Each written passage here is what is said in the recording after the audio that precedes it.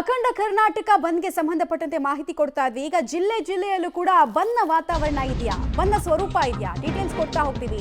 ಸಂಘಟನೆಗಳಲ್ಲಿ ಗೊಂದಲ ಇದೆ ಬಂದ್ ವಿಚಾರದಲ್ಲಿ. ಬಂದಿಲ್ಲ ಭಯ ಬೇಡ ಅಂತ ಕೆಲ ಸಂಘಟನೆಗಳು ಹೇಳ್ಕೊಂಡು ಬರ್ತಾ ಇದೆ.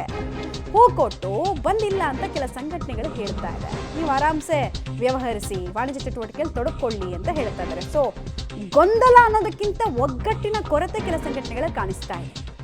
ಯಾಕಂದ್ರೆ ಬಂದ್ ಕರೆ ಕೊಟ್ಟಿರೋದು ಕೆಲ ಸಂಘಟನೆಗಳು, ಬಂದ್ ಇಲ್ಲ ಅಂತ ಹೇಳ್ತಿರೋದು ಇನ್ನು ಕೆಲ ಸಂಘಟನೆಗಳು. ಸೊ ಒಗ್ಗಟ್ಟಿನ ಕೊರತೆ ಆರಂಭಿಕ ಹಂತದಲ್ಲೇ ಎದ್ದು ಕಾಣ್ತಾ ಇದೆ. ಹೂ ಕೊಟ್ಟು ಅಲ್ಲಿರುವಂತಹ ಜನರಿಗೆ ಜಾಗೃತಿ ಮೂಡಿಸುವಂತಹ ಕೆಲಸವನ್ನ ಕೂಡ ಇವರೆಲ್ಲ ಮಾಡ್ತಾ ಇದ್ದಾರೆ. ಕೈಯಲ್ಲಿ ಹೂ ಇರೋದನ್ನು ಗಮನಿಸ್ತಾ ಇದ್ದೀರಾ.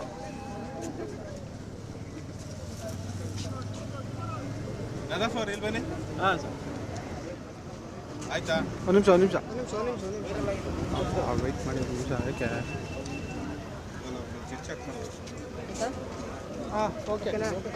ಡ್ರೈವರ್ ಹೊಡೆಯೋದು ಎಲ್ಲ ನಾವು ಒಂದಾಗಿ ಹೋಗ್ಬೇಕು ಕರ್ನಾಟಕದಲ್ಲಿ. ಇದು ಎಲ್ಲ ದೇಶದಲ್ಲಿ ಇರೋಕ್ಕಾಗಲ್ಲ. ಆದರೆ ನಮ್ಮ ಕರ್ನಾಟಕ ಅಂತ ವಿಶಾಲ ದೇಶಕ್ಕೆ ಬಂದಾಗ ಅಂತಮ್ದಿರ್ತಾರ ನಡ್ಕೊಂಡು ಹೋಗ್ಬೇಕು. ಅವ್ರ ಬಾರ್ಡ್ರಿಗೆ ಹೋದಾಗ ಕಲ್ತ್ಕೊಂಡು ಹೊಡೆಯೋದು, ಕನ್ನಡ ಬಾರ್ಡರ್ ಹಾಕೋದು, ಇದೆಲ್ಲ ಮಾಡಬಾರ್ದು. ಎಲ್ಲ ಜಾತಿಯವರು ಇದ್ದೀವಿ.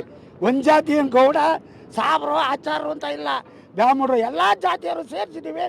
ಎಲ್ಲ ಜಾತಿಯವ್ರೂ ಹೊಡೆದಾಟ ಮಾಡದಂತೆ ಅಂತಮ್ದಿರ್ತಾರ ನಡ್ಕೊಂಡು ಹೋದ್ರೆ ಬೆಂಗಳೂರಲ್ಲಿ ಬಾಳ್ಮೆ ಮಾಡ್ಬೋದು. ಇವತ್ತು ಬೆಂಗಳೂರು ಅಂತ ಜಾಗ ಎಲ್ಲಿ ಆ ವರ್ಲ್ಡ್ ಫೇಮ್ ಡೆಲ್ಲಿ ಇಲ್ಲ, ಬಾಂಬೆ ಇಲ್ಲ, ಕಲ್ಕತ್ತಾ ಇಲ್ಲ, ಒರಿಸ್ಸಾ ಇಲ್ಲ, ಅಮೇರಿಕಾ ಇಲ್ಲ. ನಮ್ಮ ಬೆಂಗಳೂರು ಬರ್ತಾ ಇರೋ ಜನ ದಿವಸಕ್ಕೆ 40,000 50,000 ಜನ ಬಂದು ಸೇರ್ತಾವ್ರೆ. ಕೂಲಿ ಅನ್ನ ದುಡ್ಕೊಂಡು ತಿಂತಾವ್ರೆ. ಆದರೆ ಕಿತ್ತಾಡಬಾರ್ದು, ಕಲ್ತಂಡು ಹೊಡೆದಾಡಬಾರ್ದು, ಸಮಾಧಾನದಲ್ಲಿ ಒಂದಾಗಿ ಹೋಗ್ಬೇಕು ಅಂತ. ಇವತ್ತು ನೋಡಿ ಆ ಕಂಡಕ್ಟ್ರಿಗೆ ಹೊಡೆದಿಲ್ಲ ಅಂದಿದ್ರೆ ಈ ಬಂದೇ ಇರಲಿಲ್ಲ. ಸುಮ್ಮನೆ ಬಾಟರ್ ಹಾಕೋದು, ಅಲ್ಲಿ ಕಲ್ತಂಡು ಹೊಡೆಯೋದು. ಗುಜರಾತ್ ಮರಾಠಿಗಳು ಅಲ್ಲಿ ಯಾರೇ ಅಲ್ಲಿ ಅಂತಮ್ದಿರ್ತಾರೆ ನಡ್ಕೊಂಡು ಹೋಗ್ಬೇಕು. ಇವಾಗ ಕಿತ್ತಾಡ್ಬಿಟ್ಟು ನೋಡಿ ಎಷ್ಟು ಜನ ಕೂಲಿ ಮಾಡೋರು ತೊಂದರೆ.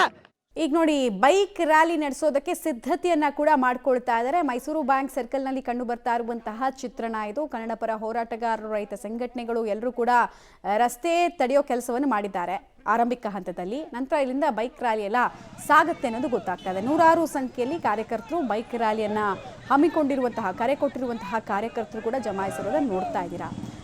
ಕೆಲವರೆಲ್ಲ ತಮ್ಮ ಬೈಕ್ನ ಮುಂದೆ ಕೂಡ ಹಸಿ ಹುಲ್ಲಿನ ಹೊರೆ ಹೊತ್ಕೊಂಡಿರೋದು, ಕೈಯಲ್ಲಿ ಕನ್ನಡ ಧ್ವಜವನ್ನು ಇಟ್ಕೊಂಡು ರ್ಯಾಲಿ ಮಾಡೋದಕ್ಕೆ ಮುಂದಾಗ್ತಾ ಇರೋದನ್ನು ನೋಡ್ತಾ ಇದ್ದೀರಾ ನೀವು. ಈ ಮೂಲಕ ಕನ್ನಡ ವಿರೋಧಿ ನೀತಿ ಅನುಸರಿಸೋರಿಗೆ ನಮ್ಮ ರಾಜ್ಯದಲ್ಲಿ ಉಳಿಗಾಲ ಇಲ್ಲ. ಸರ್ಕಾರ ಇಂತಹ ಸ್ಥಿತಿಯನ್ನು ಸರಿಯಾಗಿ ಹ್ಯಾಂಡ್ಲ್ ಮಾಡಬೇಕು. ಸರ್ಕಾರದ ವೈಫಲ್ಯ ಕೆಲ ಹಂತಗಳಲ್ಲಿ ಕಾಣಿಸುತ್ತೆ ಇಲ್ಲಿ ನಮಗೆ. ಒಂದು MES ಪುಂಡರನ್ನ ಗಡಿಪಾರು ಮಾಡೋದಕ್ಕೆ ಅವಕಾಶ ಇರುತ್ತೆ, ಬಟ್ ಇಲ್ಲಿ ತನಕ ಎಷ್ಟು ಜನ ಮಾಡಿದ್ದಾರೆ ಅವರು?